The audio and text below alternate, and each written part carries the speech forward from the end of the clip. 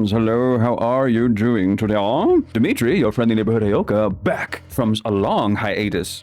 Life has been lifing, so I haven't had much chance to focus on the channel so much, and I'm sorry. I miss you guys. I miss all y'all. I miss the guys, the gals, the thems, everybody. I miss everybody who loves the channel and subscribes to the channel.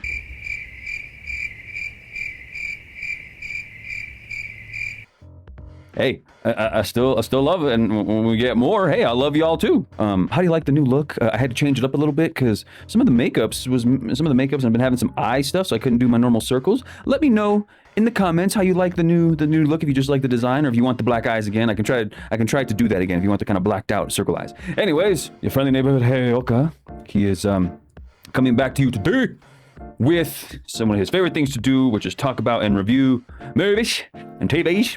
It's been an epic time for some movies and stuff that I've been really excited about, which is why I wanted to do these videos. So the first one we're talking about is Christopher Nolan's The ODYSSEY, The Odyssey by Christopher Nolan. Now, for those of you uninitiated with this story, I will go ahead and give you a quick Google read, a quick Google read of what they have to say about the ODYSSEY. According to Google Schmoogle, the Odyssey is about Odysseus. The Odyssey is about Odysseus, or otherwise known as Odysseus, king of Ithaca, embarks on a perilous journey to return home after the Trojan War. Crossing the Mediterranean Sea with his fellow soldiers, they soon find themselves battling not only the elements, but an array of deadly obstacles and mythical creatures along the way. Wow. That is beautifully straightforward, a little bit simplistic, but yeah, that is exactly the story, my friends, of the ODYSSEY, the Odyssey. Wow. I gotta tell y'all, wow, I got my page of notes here, and what an epic fucking movie. Christopher Nolan has done it again.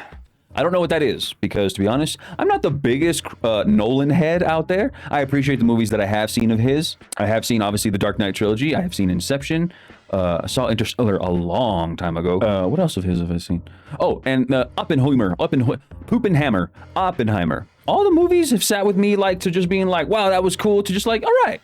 But I've never been the biggest, I haven't seen his whole filmography. But I gotta say, The Odyssey is probably my favorite film of his.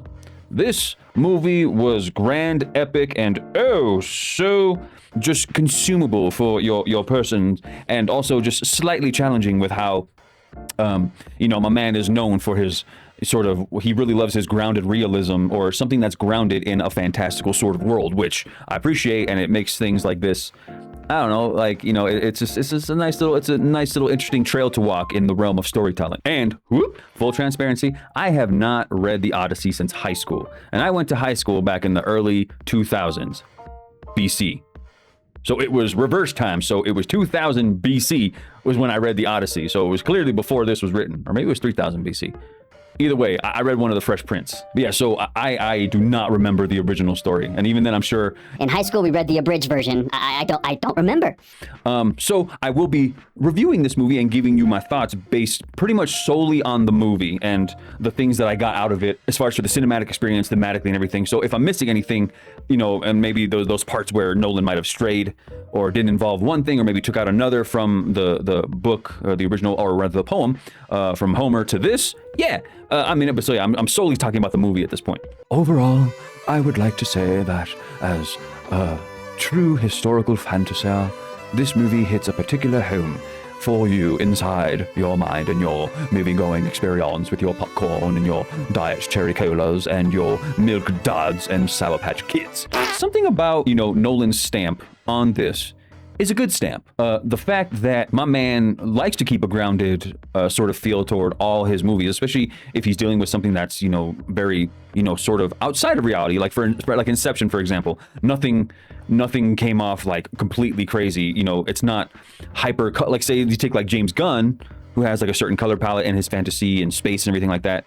It's a certain feel, whereas Nolan keeps it grounded, but with these fantastical elements, with practical effects and everything like that. And it works for this because it's historical fantasy and myth.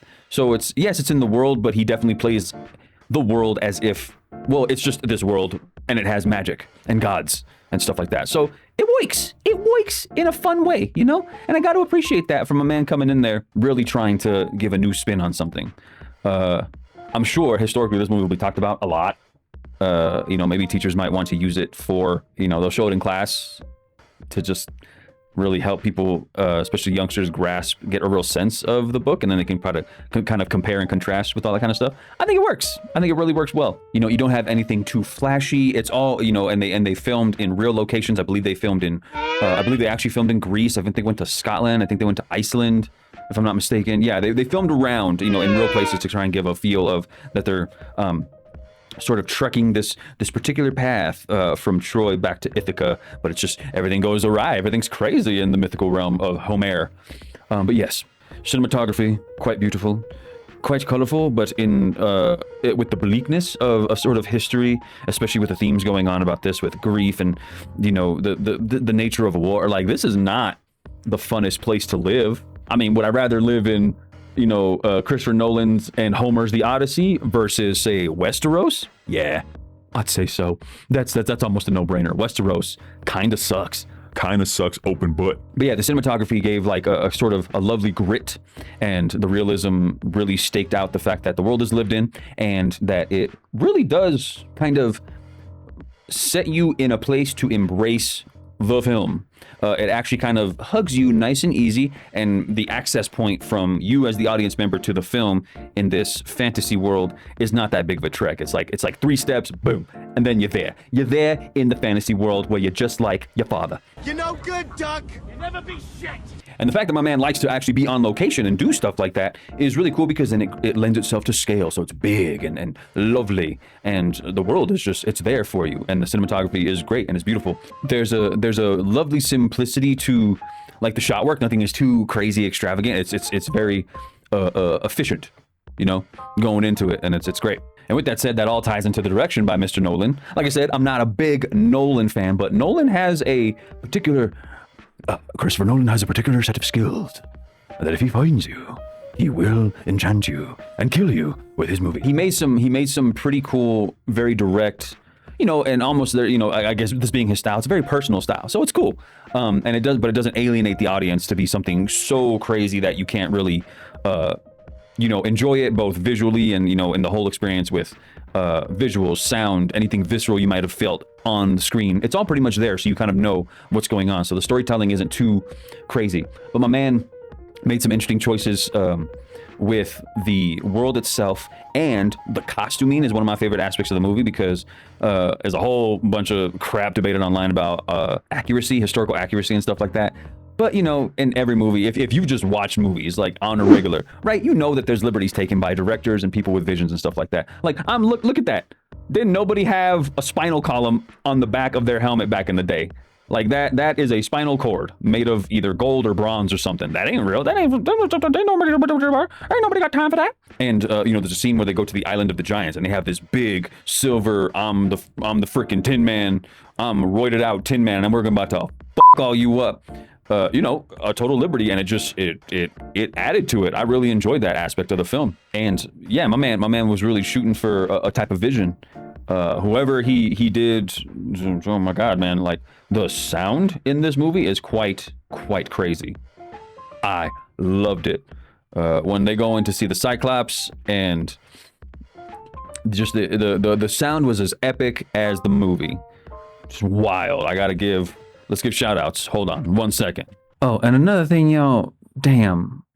All you culture warrior, you stupid ass YouTuber, freaking weird ass, dumbass people. Seriously, take your stupidity power top out of your butt already. Like, stop with the culture war. Oh, there's just black people and trans people in the movies and the Greek thing. Like, stop. And worse, all you people who listen to them and just eat that, you gobble up their stupidity, veiny beef dicks. Stop it already. Seriously, it's old and it's stupid. It makes all of y'all look stupid. So stop. So the shout outs for this thing, cinematography looks like Hoyt van Hoytema. Hoyte van Hoytema. Excuse me if I pronounce your name wrong, but yeah, awesome. The music done by, you know this name, Ludwig Göransson. You know him, done a lot of stuff, worked with Ryan Coogler, Black Panther. My man has made a name for himself, and he did not disappoint in this movie as far as for the music and the score, right? Yep. Just trying to find. See if I can go. Oh, I was just going to say sound designer is a gentleman named Richard King. Man, that took a while. All right, Richard King, you were cooking, sir. You are a king at sound and design. Designing interior sound. Sound off. Like you have a Richard King. And it looks like my man's worked with Nolan a lot. All right. So, you know, a trusted person in this thing. Boop. Next, we move on to the acteurs. To be or not to be that is the question. Everybody gives a solid performance in this movie. Let me tell you something. This is an ensemble movie. Even though your main heavy hitters are Matt Damon, Anne Hathaway, and Tom Holland. But everybody gets a chance to sign the movie. I would say pretty well. Because those three probably have the most to do, because obviously the Odyssey is Odysseus's story. But, you know, Anne Hathaway playing his wife, Tom Holland playing the son that Matt Damon never met, unless they had a conversation when he was like, you know, a 2-year-old. Wouldn't have remembered. So good, but you know, it was the cast is stellar, and everybody lends themselves to the story of what they needed to be. You know, my man John Leguizamo playing, you know, gets a moment to shine as Odysseus' blind servant, very loyal blind servant who stood back home, tries to do a thing, has a scene in the film that broke my heart because it involves what he's trying to do with his animals and a crazy scene involving a witch. Starring, there's like a, you know, I mentioned before, but there's this, you know, when they meet the Circe, the witch, and turning everybody into swine. You've turned into swines by awesome Samantha Morton, just nailed it out of the park. Lupita Nyong'o, lovely woman playing Helen of Troy and her twin sister. You have Elliot Page as Sinon, who does a fantastic job. Everybody just gets little peppered moments to go in there and do everything that they have to do. It is a star-studded cast. Charlize Theron, John Bernthal, who else? It's not like I don't have a list of it right in front of me. Zendaya, Himesh Patel, Robert Pattinson. Oh, what a dick in this movie. Come on, Robert. You just got Travis Scott as basically a bard. Why not? Why the F not? Didn't take me out of the movie. Maybe it might you. Didn't take me out of the movie. You know, you got a cool, like almost like a little, almost little cameos and little actions. Mia Goth is in here. My man, Ryan Hurst. Yo, my guy Corey Hawkins, man. Well, he's a dick too. Him and Robert Pattinson were just all antagonizing all up in Anne Hathaway's business. What the f?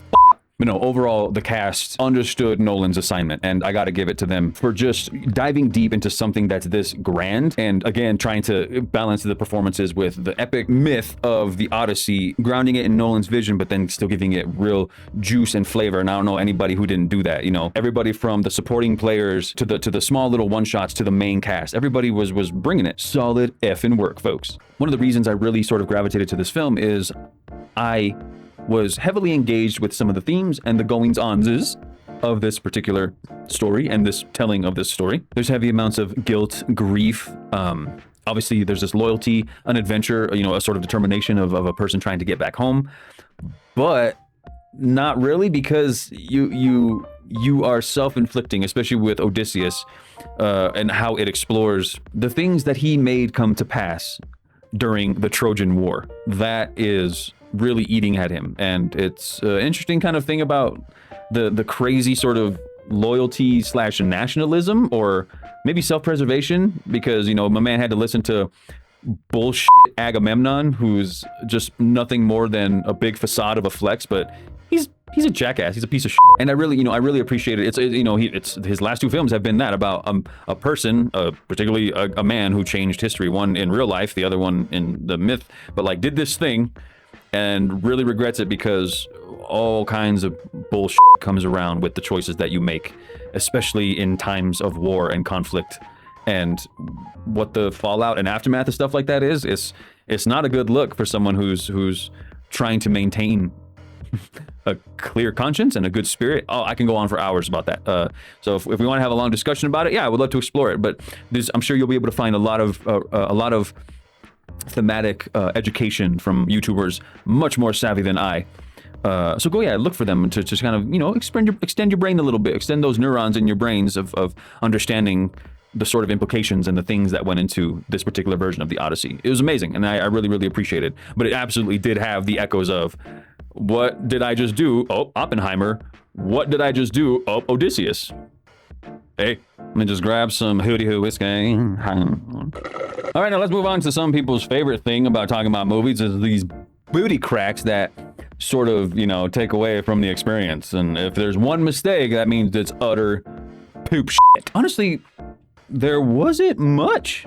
Other than, in my opinion, other than just tastes. Christopher Nolan has a thing where my man loves his cuts. I don't know if that's just his preference. I don't know if it's, you know, in the edit, maybe it's the editors. I don't know, but like he has a thing about cuts and stuff like that. That while it did not make this movie feel its length, and the movie came in at what, 2 hours and 95 minutes or something like that. I'm not sure. It's a long movie. Didn't feel it. Didn't mind it. But he does a thing where like sometimes there's it's like a conversation. It's like bam, bam, bam, bam, bam, bam, bam, bam. We're talking, and then on to the thing, and then something really happens. I would love a little more breathing room. I would have loved a little more breathing room for certain scenes. And I'm not saying it doesn't have it. It does have them, but I would just love that more. And with those scenes that are intimate and that are back and forth, I would love to have a little more space, because my man does, especially when it comes to like two shots and people being intimate. He loves like close-ups. But I feel like some of the weight in the theme of the story could really be helped by like slowing things down and taking it back from something, you know, like this close to like right here, and letting space, like just more air to breathe. Yeah, my man really does like his cuts, and sometimes I feel like it doesn't let the weight hang for certain moments in the movie. That was just like a little bit of a little nitpicky thing. Next little booty crack I would say is something that been talked about online and probably with other reviewers and stuff like that, is the dialect used in the movie. It was, as I recall it from my years of acting training on, I don't know why I always do that. I don't know why I always do that voice for acting. But in my years of acting training, it was standard American RP, which is nobody really had an accent outside of their own accent. If they had one, you know, everybody technically has an accent. But what I mean by that is the accent was pretty much standard American RP. So everybody spoke a mildly elevated version of American English, which I will say for the first maybe 10 minutes of the movie was a little weird. And I thought it was going to bug me longer than it did. But I fell into it because I forgot. And what I mean by that is how we used to do all epics way back in the day. One of the movies standard growing up with my family was the Ten Commandments, and that's what you used to do. This heightened elevation of American speech, but it wasn't. You didn't go into like hyper British RP. It was American RP. The Lord of hosts will do battle for us. Behold his mighty hand. She died a slave. Without treasure, she won't be allowed through the final gate. What do you offer? She can't pass into the afterlife. It was like, oh yeah, I forgot. We used to do that. That's how we used to kind of tell epics. So we did get away from everything, you know, as soon as you go into fantasy and historical and epic, everything has to be in standard. It has to be in British, because that's how you know it's important. And that's how you know we're in the past and we're in the fantasy. You know, everything is like the Odyssey. How dare you, Odysseus? How dare you try to leave your home and go fight for Agamemnon and come to Ithaca? No, it was American. You know, so the whole thing about like it could have been Greece, it could have been, you know, it's a choice, friends. Would anybody have watched it? I still would have watched it if it was totally in Greek. In fact, I would have been really impressed if everybody on the cast learned this style of ancient Greek. That would have been awesome, because I don't know about y'all, I have no problem with a subtitled movie. Some of my favorite films are subtitled and not in English. So it would have been cool, but you know, I understand that's a butt ton of work, and it might have taken away from the experience that he was trying to go for. But yeah, it was minor. It was so minor, and just something that you have to get used to. And I think you just have to unprogram your brain to think that if it's British, that means it's historical and fantasy. Like no, there's every culture has its myth and fantasy, and it just depends on how we choose to deliver it to the mass and how we choose to interpret it. So yeah, it was fine. It was like a little thing to get used to, but yeah, it was good. All in all, friends, the Odyssey is absolutely a cinematic experience. I do highly recommend, as long as it's in theaters, go watch it in theaters, or unless you have a really big ass TV and decent sound in your home, you know, you could experience it that way too. You know, don't blow out your own speakers and blow out your eardrums trying to get the effect of a theater. Which, yeah, that's maybe another little nitpick is, man, like some of the sound was really loud. Like I told you, that's the Cyclops scene and everything. That was a loud, his roar, sound design, sound volume. Oh, and in case you might have forgotten, you're probably wondering why I did that weird bit in the beginning. Well, because they shot this whole movie on IMAX film. It's the big belt buckle film strips, right? They're huge. But apparently, the cameras they use for the film and to shoot on IMAX are loud as fuck. So it was like acting next to, you know, a loud machine contraption. So I guess they built little compartments to kind of encapsulate it to subdue the noise, but not much. And man, if they had to ADR all of their lines, oh, yeah, I'm so sorry. But nope. Oh, Christopher Nolan's The Odyssey, based off of Homer, everybody's working here, was solid. I give The Odyssey 9 out of 10 little piggly wigglies. Why? Well, if you know, you know. All right, y'all. That's the end of this review. Remember, peace is the default. Damn near everything is nuanced. And please just be freaking excellent to one another. I wonder what would have happened if we, you know, send it in real rural American English. Man, f this beach. Yeah, you're right, man. F this beach. I'm gonna stay here and just what the hell? You haven't seen your father? Hey, what do you want me to do about it? I kid, you know, hey, I don't fall. I know your father's dead. All of you suitors can just like get the f out of my house. This is stupid. Yeah, mom, you tell him, mom. Because yeah, these suitors are stupid.